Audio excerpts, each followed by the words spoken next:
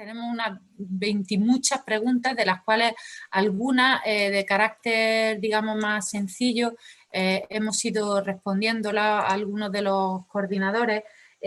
Habéis preguntado, y esto lo voy a responder yo, habéis preguntado insistentemente si podríamos tener, si podríais descargar las presentaciones, y algunos ponentes me habéis pedido que en particular si podríais tener enlaces de descarga a algunas de las presentaciones. No es posible, en principio no es posible, pero sí vais a tener, como ya se ha anunciado en diversas ocasiones, la grabación de todo el seminario, que el IPCE lo subirá cuando esté lista su edición, y que por lo tanto siempre podréis consultar cuando vosotros queráis. Bueno, quiero daros las gracias a todos también por las súper numerosas felicitaciones al seminario y a los ponentes. La verdad es que yo las comparto, creo que lo que he escuchado a mis compañeros esta mañana ha sido ameno, a pesar de lo intenso, pero ha sido muy ameno. A mí se me ha pasado volando, espero que a vosotros también, y creo que es porque han sido muy buenas intervenciones. Y entrando ya entonces en materia, bueno, habíais preguntado también si las orientaciones sobre la evaluación de impacto patrimonial de ICOMOS están disponibles en español, os lo hemos pasado el link, y también me habían preguntado como pregunta general por la traducción de los artículos 172 y 118 bis de la Convención. También se ha contestado por escrito a esa pregunta porque era más práctico tener la respuesta por escrito. Voy a organizar un poco las preguntas, ¿vale? Voy a agruparlas, y si alguna queda fuera, pues pido disculpas de antemano, pero no es nada, no es fácil hacer esto mientras que se escucha a los ponentes, se toman nota y se organiza. Ana Fabiola García Santana ha preguntado, y a esta pregunta voy a responder yo misma y así luego os puedo ir dando paso. Ha preguntado si la propia comunidad puede solicitar una evaluación a ICOMOS. Imagino que está preguntando por ICOMOS España. La respuesta es un poco sí y no. ICOMOS recibe todo tipo de peticiones de asesoramiento en materia de protección, ¿no?, y del estado de conservación de los bienes culturales en España, tanto bienes de patrimonio mundial como bienes BIC o incluso bienes no declarados. En principio, nosotros, ICOMOS per se, no realiza evaluaciones de impacto patrimonial, que son un trabajo profesional, pero sí colabora en esas evaluaciones, las supervisa en muchas ocasiones, o llegado el caso, si se le encargan por parte del Centro de Patrimonio Mundial o los estados partes, sí que participa de forma directa en ellas. Si no, lo que muchas veces nos llega son revisiones o denuncias que tratamos de diferentes maneras y en diferentes comisiones. En principio, nuestro trabajo va a estar sobre todo centrado en los bienes que son BIC y en los bienes patrimonio mundial, y en otras consultas, pues lo que hacemos un poco es remitir a otros posibles organismos que pueden ayudar con esos temas, ¿no?, que se nos presentan, porque sencillamente pues no siempre podemos llegar a todos, nos encantaría, pero como he dicho, somos una asociación voluntaria, todos tenemos un trabajo al que debemos de dedicar la inmensa mayoría de nuestro tiempo, aunque en la práctica hacemos 50-50, cuando no 70-30 incluso en algunas ocasiones, y esa sería un poco mi respuesta. Melissa, voy a dejar para después la pregunta de Melissa, porque se refiere a un caso concreto que no sé si habremos tenido la oportunidad de ver, pero volveremos ahí. Ariadna Hernández ha preguntado cómo es la experiencia de elaboración de evaluaciones de impacto patrimonial cuando se trata en bienes transfronterizos, y Ana Fabiola ha hecho una pregunta similar, que sería cuál es la complejidad de la evaluación de impacto patrimonial en los itinerarios culturales. Creo que Ona ha respondido muy bien a estas preguntas en sus propias conferencias, pero Ona, si quieres añadir algo más, pues sería el momento. Aló, ¿me escuchas? No puedo prender video, no sé por qué. Se te escucha, Ona, gracias. Ok. Sí, es bastante complejo, y creo que lo más importante es entender, y creo que Juan Luis hizo un punto muy claro, entender qué es lo que estamos protegiendo, ¿no?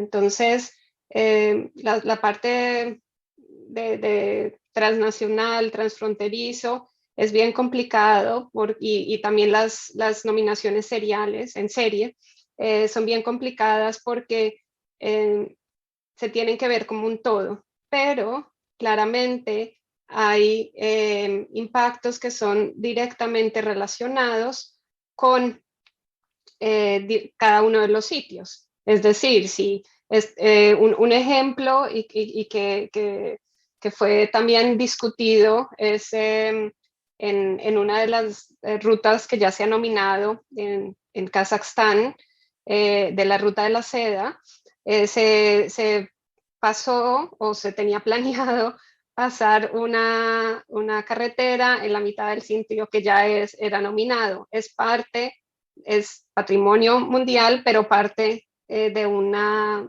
nominación serial.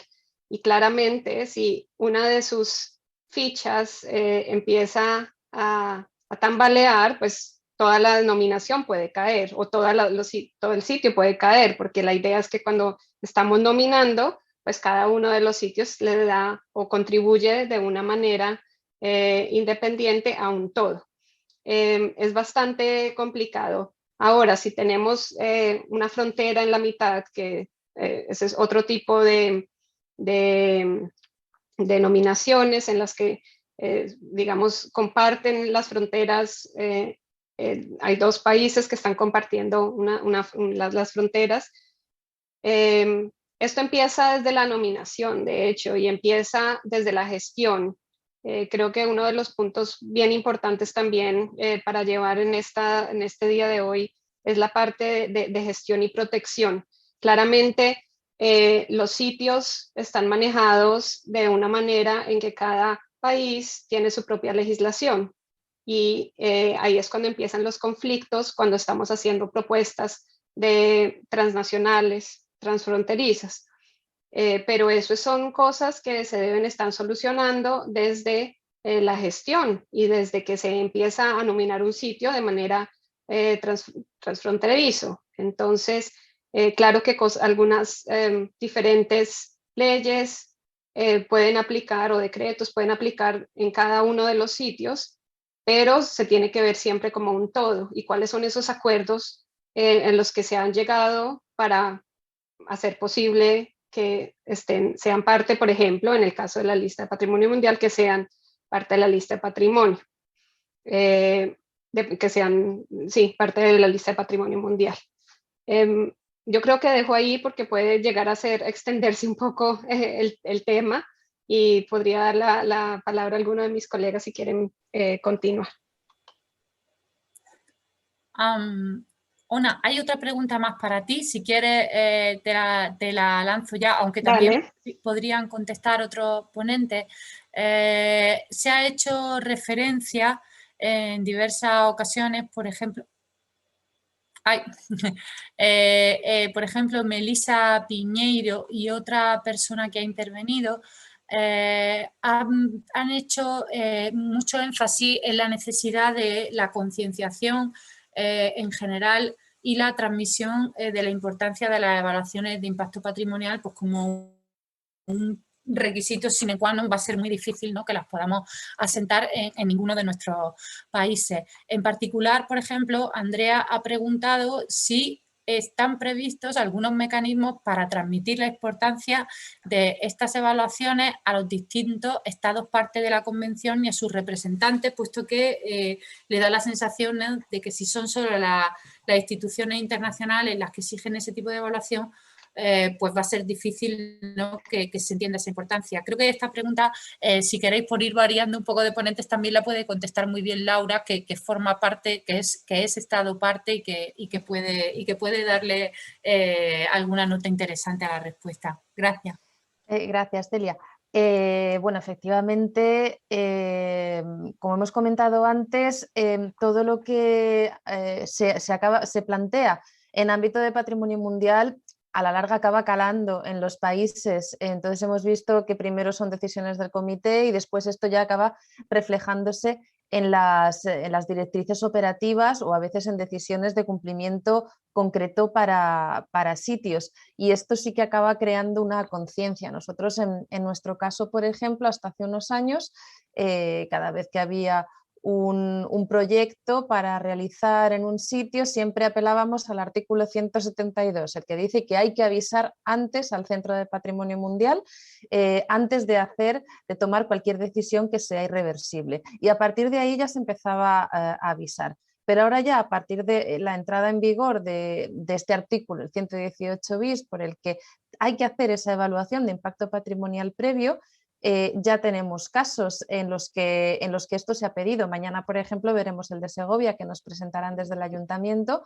Ya son los propios sitios que se han ido concienciando a lo largo del tiempo, saben cuáles son sus obligaciones y nos presentan proyectos que tienen en mente hacer próximamente, y ellos mismos saben que eso tiene que tener una serie de filtros previos, y nosotros hemos ido notando que a lo largo del tiempo esto ha ido calando cada vez más. Hace unos años era un poco más difícil pasar el mensaje. Hoy en día ya muchos sitios por iniciativa propia se dirigen a nosotros y a partir de ahora ya saben que tienen que hacer esa evaluación previa.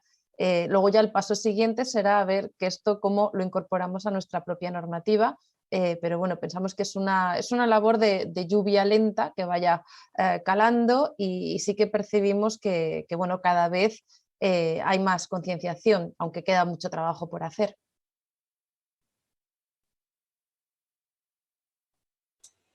Gracias, Laura. Sigo lanzando preguntas. Por ejemplo, a José Antonio Padrón Conde, que por cierto, me alegra mucho que estés por aquí, ha planteado dos cuestiones. Primero, creo que esta pregunta se la podemos dirigir, por ejemplo, a José María. Dice, entiendo que sería conveniente que el IPCE y ICOMOS dispusiesen de un comité específico para no controlar, sino para asesorar en materia de desarrollo urbanístico en aquellos ámbitos de especial protección.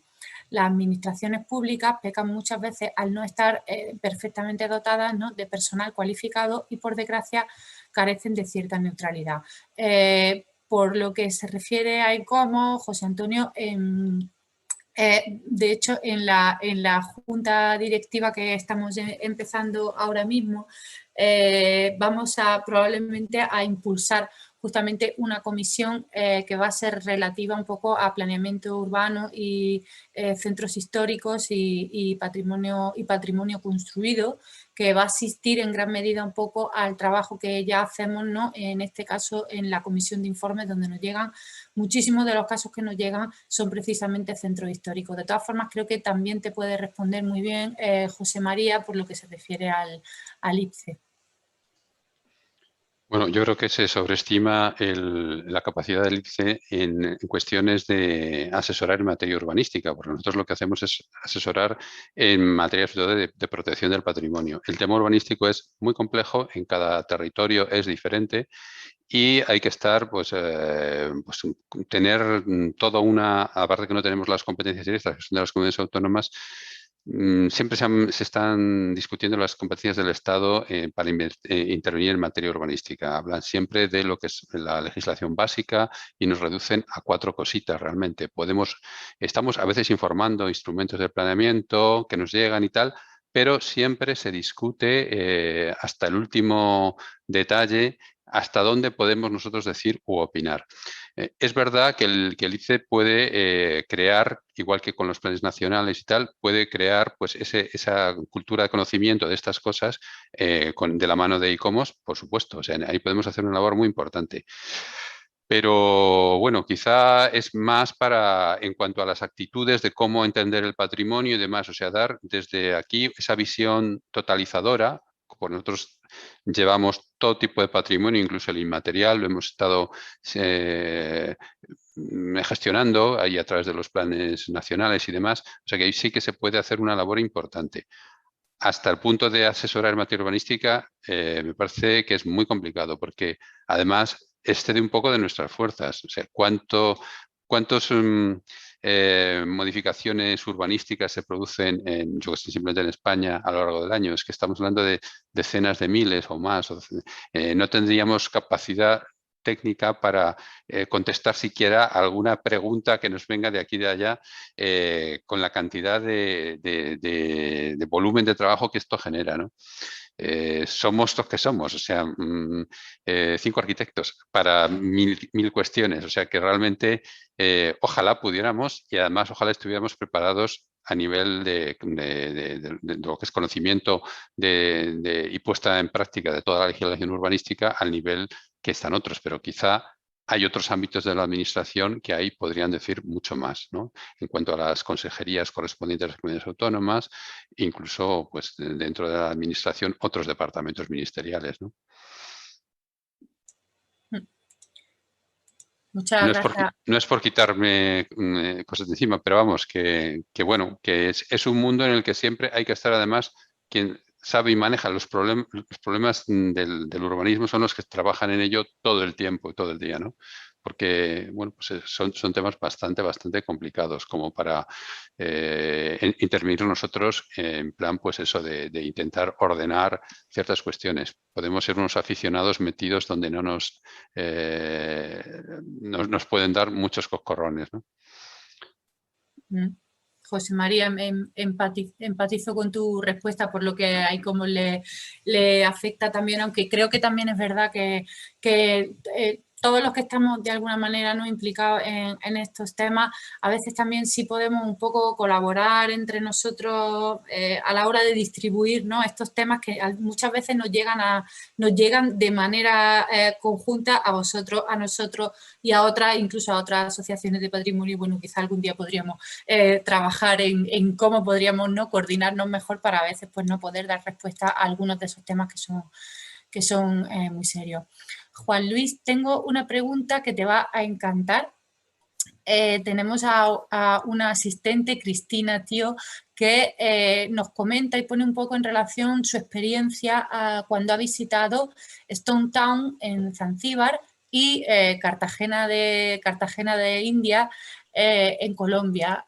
Su impresión: 2 ciudades maravillosas que te transportan a su belleza, ¿no?, realmente es que son 2 sitios increíbles, y su impacto de ver el escaso mantenimiento del patrimonio en estas ciudades, y en el caso concreto de Cartagena comenta ella además los problemas de degradación de la muralla, y que querían hacer incluso un restaurante en la muralla que tendría una chimenea. A mí me ha sorprendido mucho ver esta comunicación, porque yo la muralla de Cartagena la hacía por bien mantenida cuando he tenido la suerte de pasar tiempo allí.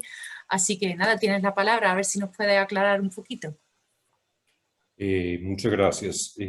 A ver, el caso de Cartagena es un caso complejísimo. A Cartagena la está matando el éxito.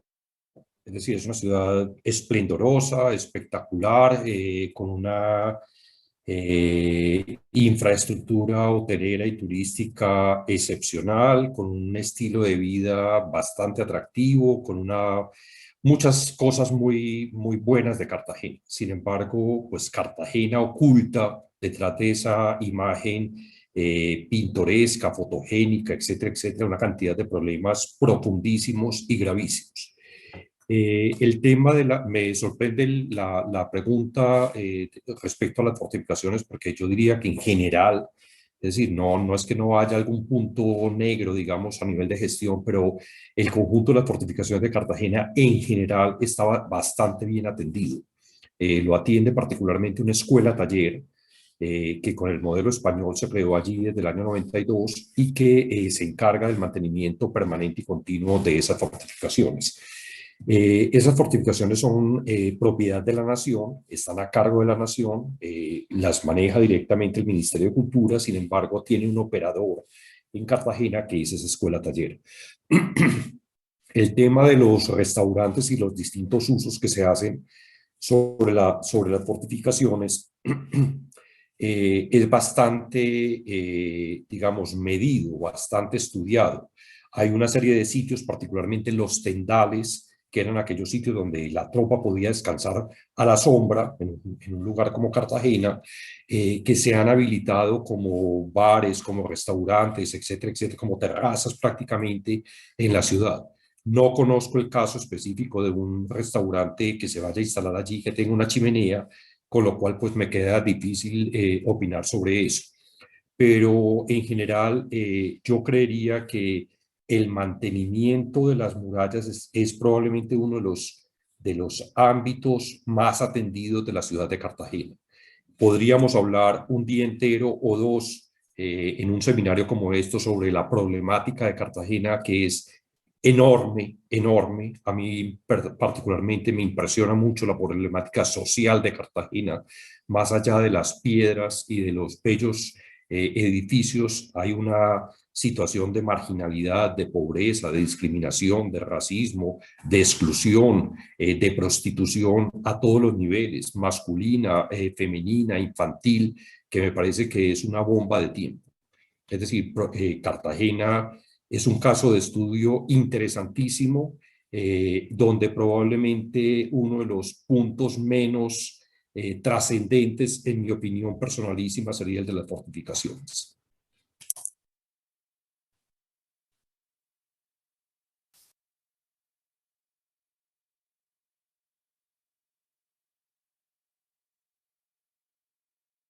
Perdonad, que no podía conectarme. Bueno, muchas gracias, Juan Luis, por la respuesta. Esa es la sensación que tenía yo también con respecto a la muralla de Cartagena. Tenemos un montón más de preguntas y siguen aumentando y estamos llegando al tiempo final. Entonces, os voy a proponer que hagamos lo siguiente, porque tenemos parte que son preguntas y tenemos otra parte que son comentarios, ¿no? E incluso comentarios además que son muy importantes para nosotros, que son de los participantes en el curso. Entonces, lo que os voy a proponer es que lo que son 2 preguntas más las vamos a lanzar rápido, rogando a las personas a las que les voy a lanzar estas 2 preguntas que contesten también a la mayor brevedad posible. Yo las voy a resumir y todo lo que son apreciaciones de los participantes más las preguntas que queden en el tintero, las recopilamos y las pasamos a la mesa de mañana. Incluso cuando hagamos la recopilación de conclusiones, pues también podemos incluirla y es una buena opción si os parece bien a todos. Le lanzo yo esta pregunta a Laura. Tenemos un asistente que nos ha preguntado en diversas intervenciones si hay algún mecanismo que permita la protección del patrimonio cultural subacuático en el marco de la Convención de Patrimonio Cultural Mundial, o incluso si existen acciones similares, ¿no?, a estas evaluaciones que estamos viendo en el caso específico de este tipo de patrimonio. Laura, creo que yo puedo contestarle, pero yo ya he hablado muchísimo hoy, así que prefiero, por favor, que te dejo descansar un momento. Sí, he contestado muy brevemente por escrito, pero vale, en relación a esta pregunta, el patrimonio subacuático y patrimonio mundial, sabéis que dentro del mundo UNESCO son 2 convenciones diferentes, con lo cual cada una tiene mecanismos de protección distintos. El patrimonio mundial es por medio de una lista y la de patrimonio subacuático no tiene sistema de listas y son otros mecanismos más de cooperación internacional y de protección y de respeto de todos esos restos que están bajo el agua. Dentro del patrimonio mundial podría darse el caso de que hubiera algún sitio que contuviera restos arqueológicos y patrimonio cultural subacuático. Creo recordar que ha habido alguna candidatura hace no muchos años, aunque creo que no se llegó a inscribir, pero ya se propuso. Entonces, podría entrar, por ejemplo, pues una ciudad sumergida, etcétera, algo que pudiera entrar, con lo cual ese patrimonio subacuático tendría los mismos mecanismos de protección que el patrimonio mundial. Se podría aplicar una evaluación de impacto cultural. Claro, me estoy refiriendo a lo mejor a restos culturales en un entorno cercano a la costa, a lo mejor ya para un pecio sumergido a una profundidad muy grande, ahí el riesgo que hay es el de los cazatesoros, los que pueden llegar y expoliar esos yacimientos, porque ahí quizás grandes infraestructuras a ciertas profundidades ya es más complicado. Aunque en algún caso hemos tenido, por ejemplo, algún cable transoceánico, todas las comunicaciones por internet requieren cableados que a veces son subacuáticos y en ese caso también puede haber algún tipo de afección. Se podrían aplicar evaluaciones de impacto cultural. Hoy por hoy no son muy frecuentes, pues yo por lo menos no tengo conocimiento, pero la metodología podría ser extrapolable con todas las diferencias que hay también, claro, en la conservación del patrimonio subacuático respecto a un patrimonio más tradicional, digamos.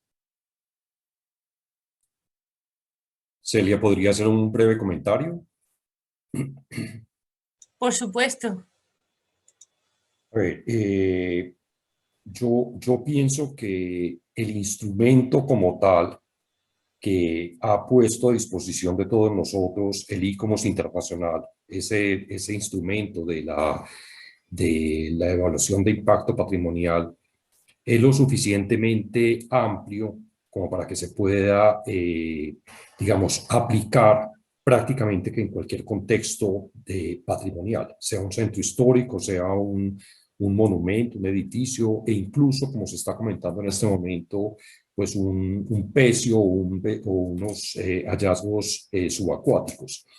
Yo creo que ese documento probablemente y ese estudio de impacto patrimonial amerita claramente unas mayores reflexiones como esta que estamos haciendo en este interesantísimo encuentro y una mayor profundización sobre él. Yo creo que es todavía un instrumento muy nuevo, es lo suficientemente amplio para que pueda ser aplicado prácticamente en cualquier contexto, es decir, es válido en Valparaíso y puede ser válido en las Islas Fiji, si se quiere, pero sí amerita, digamos, unas discusiones y una mayor precisión, como ha pasado con otros documentos conceptuales y normativos de ICOMOS. Pensemos, no sé, la Carta de Turismo Cultural, pensemos en el documento de autenticidad de Nara, etcétera, etcétera, que han ido avanzando y han ido precisando también los alcances. Sin embargo, como lo señalaba muy claramente Ona, yo creo que también depende mucho de la capacidad, de la experiencia, de la trayectoria de cada una de las personas que sea responsable de un estudio de estos. Pues yo insisto, como lo dije en mi pequeña charla, hombre, uno se tiene que sumergir en el conocimiento del sitio. Tienes que conocer prácticamente todas las múltiples aristas sociales, económicas, políticas, estructurales de ese lugar, las condiciones del bien, la nominación, el expediente, etcétera, etcétera, etcétera, etcétera, para poder llegar a emitir un concepto lo suficientemente articulado y viable. Entonces, creo que el instrumento es muy poderoso, pero ese instrumento también, yo estoy seguro que con el paso del tiempo, en la medida en que lo vamos aplicando más y lo vamos utilizando más, seguramente habrá la necesidad de precisarlo más.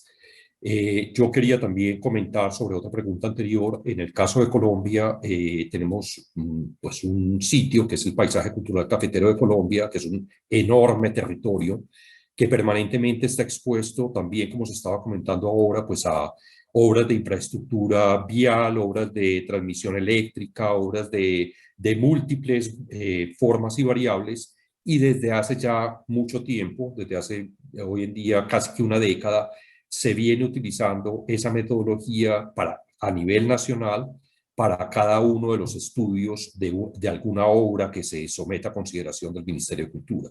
Es decir, ya hemos incorporado en Colombia ese instrumento dentro de las evaluaciones de bienes nacionales que no tienen nada que ver en algunos casos con la UNESCO.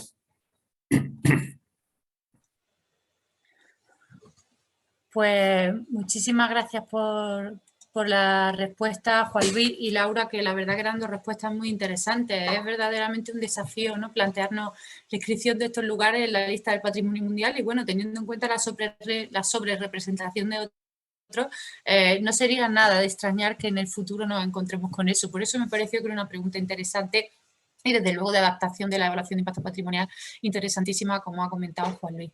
Tenemos muchas otras preguntas, pero hemos sobrepasado el tiempo y entiendo que no podemos demorarnos mucho más. Hay muchas de estas preguntas además que tratan un tema, o mejor dicho, un temazo, que creo que requiere de una discusión en la que podamos tener más tiempo, porque habéis tratado, muchos asistentes, habéis tratado el tema de los parques eólicos, infraestructura. Entonces creo que es mejor que traslademos esas preguntas a mañana para que las podamos conversar con tranquilidad.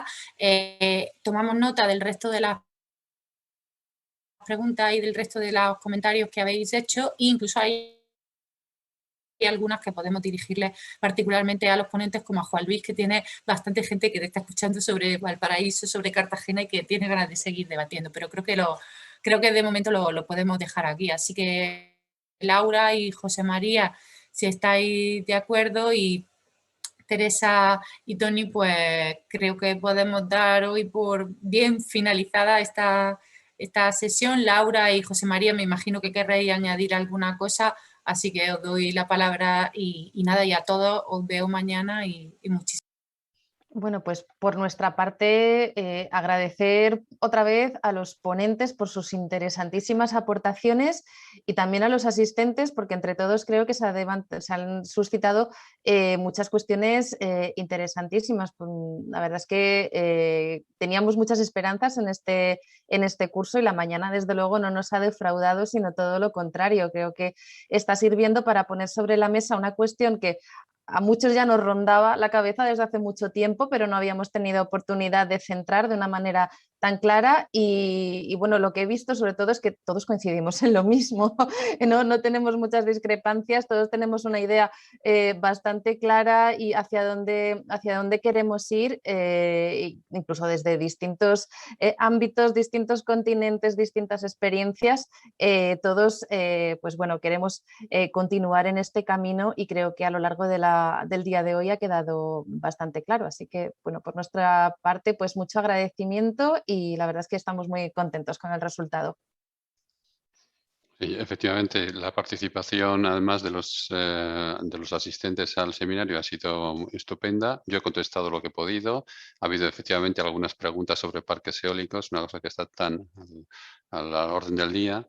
Y yo creo que si mañana podemos hablar de ello, seguramente pues así nos enteramos todos y ponemos nuestra experiencia en común sobre este tema que tiene tantas facetas, ¿no? Yo creo y que nos preocupa a todos. Muy bien. Pues nada, nos vemos mañana entonces todos a las 10. ¿Ok? De acuerdo. Muchísimas gracias. Gracias. Muchas Gracias. gracias a todos. Gracias, hasta mañana. Gracias. Muchas gracias.